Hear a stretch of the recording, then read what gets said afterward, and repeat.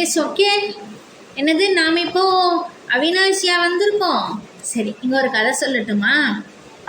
டூர்களோட first starting நம்ம மதுரையிலேருந்து அவினாஷி வந்திருக்கோமா? சரி, ஸ்டார்ட் பண்ணி இங்கே ஒரு கதை சொல்கிறேன்.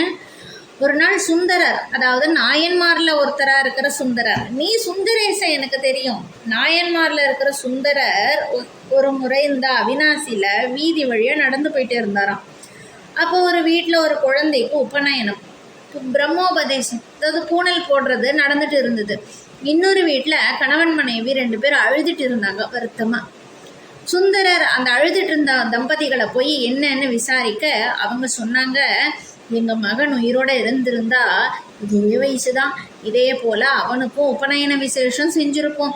ஆனால் ஒரு முதலை அவனை முழுங்கி சாப்பிட்டுட்டதால இறந்து போய் கொஞ்சம் வருஷம் ஆச்சு, அதை நினச்சி தான் நாங்கள் அழறோம் அப்படின்னு சொன்னாங்க. உடனே